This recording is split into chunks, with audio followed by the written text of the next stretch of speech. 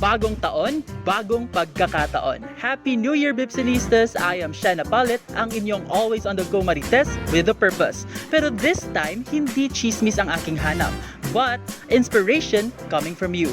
Pag bagong taon, lagi tayong may gustong baguhin as transformative individuals. Kabilang narito ang pag-move on from our previous selves. Char! Na all move on! Kaya naman, we will circle around the campus to ask about our fellow Bibsonistas sa kanilang New Year's resolution. So, let's go! Samahan niyo ko!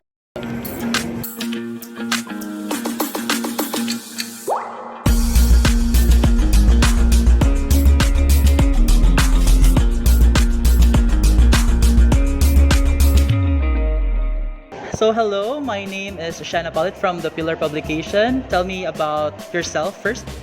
My name is Reynaldo Rigodo. I'm from BA Economics, What year are you? 4A. Okay, so mag-OJT na ka after, after so many semesters of battling it out from, from first year college. So, I'll go straight to the point. What is your New Year's resolution? My New Year's resolutions are i-limit ang pagtagay-tagay and magkauyab. For learnings and new skills and to improve myself. Char learnings. My New Year's resolution, yun lang, ganun pa rin, magbabago. Kung ano man yung mga nagawa kong mga pagkakamali dati, mga pagkakulang ko is dapat ma-correct ko na para sa this year is di ko na ulit yung mga past mistakes. Kuan, akong New Year's resolution kay good health, good grades po dapat unta. Maula. My New Year resolution is to stop thinking if I am good enough for other people and start wondering if they are good enough for me. By that, what do you mean by that? Wala. Para sa sarili ko, ang New Year resolution ko ay hindi ko na iisipin kung ako ba ay nararapat or kulang para sa ibang tao. O say, hugot na, charet. Actually, it's hard good sa nursing school. So, ang akong New Year's resolution is mag-work ko hard nga mag-stay ko diri sa nursing school kay sa among first semester is naay mga natanggal na. So, I am hoping na karong second sem maka second year pa ko. My New Year's resolution is to not waste time or time will waste you. That's a good resolution. Something bad words. Gusto na ako i-reform ang kaugalingon katong sa dati. Like, dati kasi is kaniyang medyo nababayaan ako akong studies.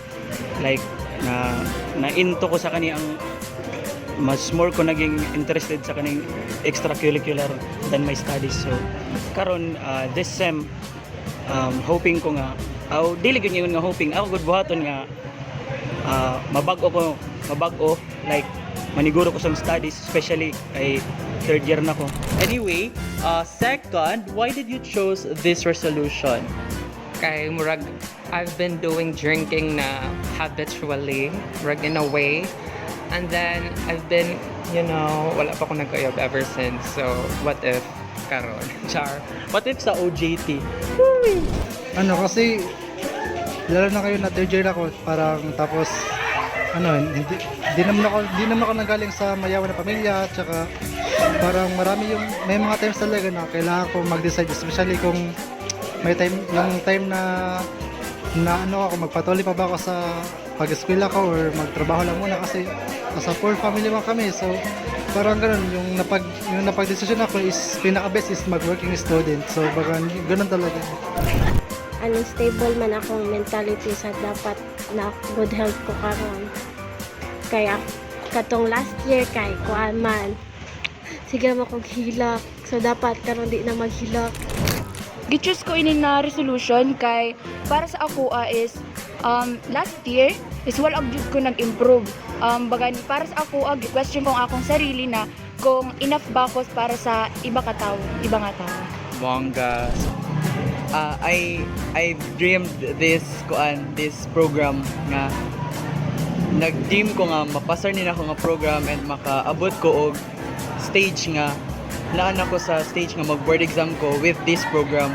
And by doing that resolution, it will help me to not just to pass this semester, but to learn more knowledge and have a self-reflection kung asa ko nagkuwang, kung asa ko mo fill in sa gap. Throughout my first year to second year, I've been wasting quite a lot of time by procrastinating. So I had to make a decision for myself that in order to be more productive, I'd rather not waste time.